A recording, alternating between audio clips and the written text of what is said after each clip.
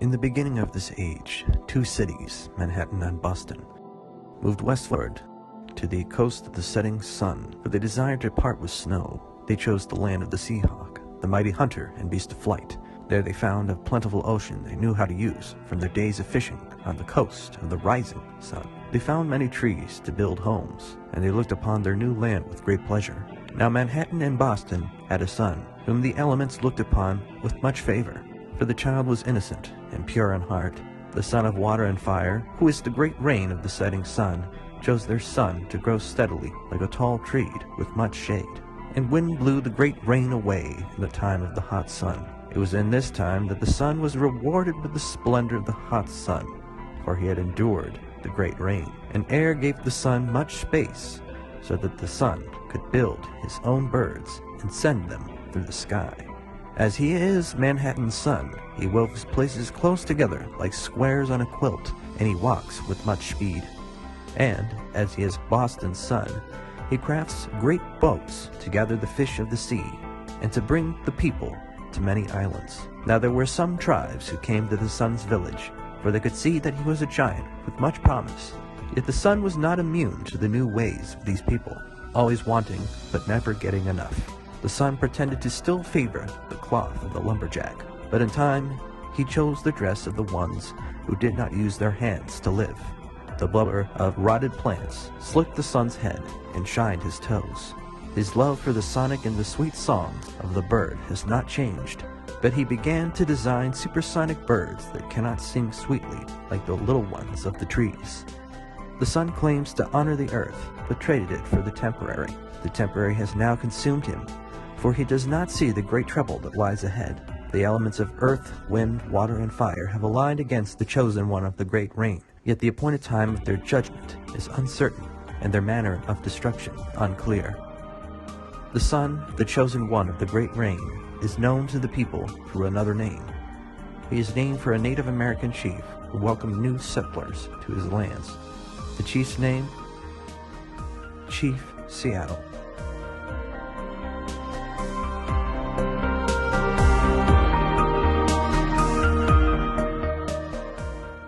Nowadays, people flock to Seattle in droves.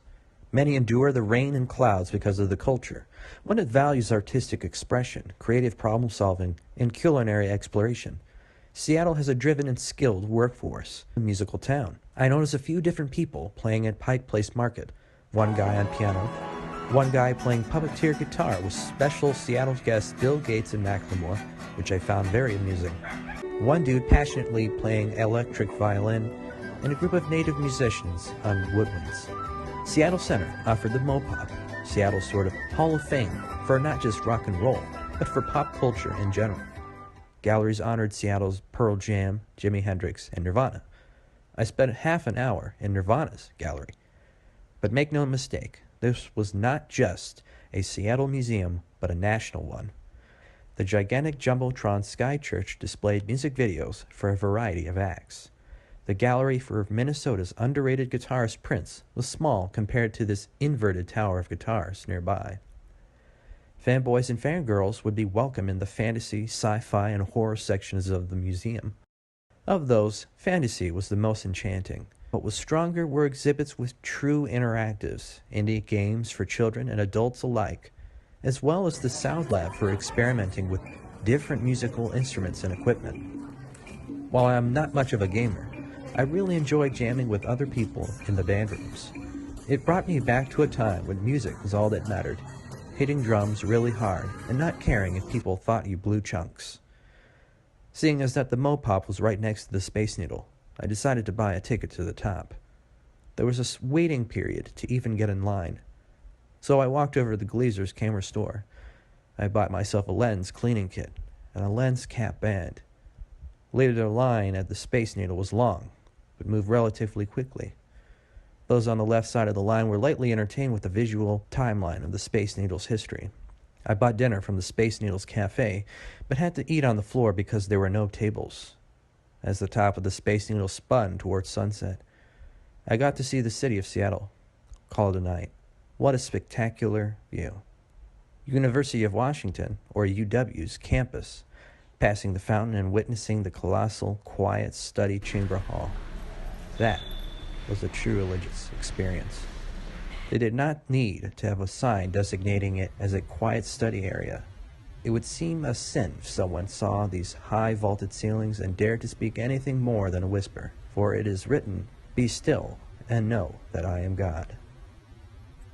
With a heavily delayed bus, I took the pedestrian/bike path from UW toward Fremont, being greeted by a gigantic bridge troll and numerous shops. A man named Anthony revealed the cultural and economic trends within Seattle in a freestyle poem for me.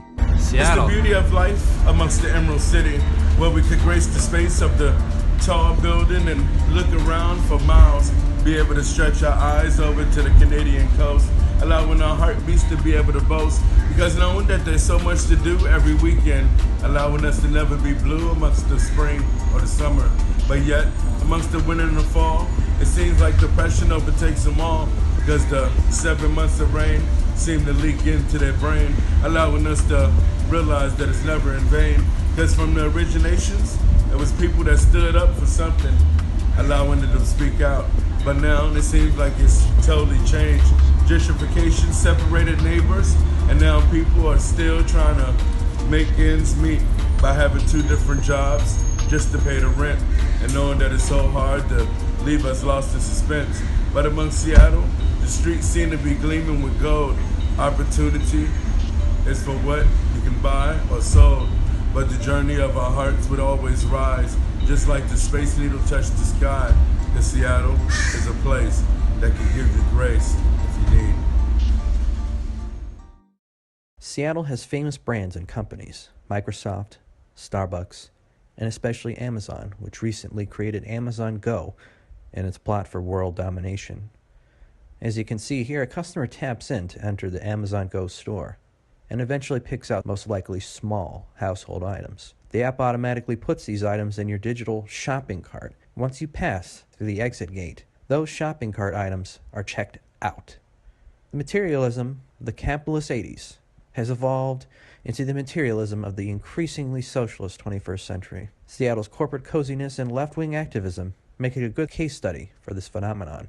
Seattle, for example, has 400 Starbucks. It wants boutique places to scale up. As a result, I found that many places are simply not local. When you ask the Downtown Info Center for some good local restaurants, and they include in their list Donald's, Chipotle, and Jimmy John's, I think, why can't you have more food trucks like Portland? Nevertheless, Seattle does have a truly eclectic foodie scene. You can try to avoid Pike Place Market, but it just offers so much good stuff. Seafood chowder poutine, Alano's Real Greek yogurt, vanilla chocolate yogurt which tasted like cheesecake, Misum pastries, curry beef hambao, sweet and crunchy on the outside, savory and spicy on the inside, Beecher's handmade cheese, the grilled cheese sandwich. I was a bit disappointed that the probably whole wheat bread just didn't taste all that great. The cheeses there were fine, but I generally prefer milder cheeses, especially if they're not melted.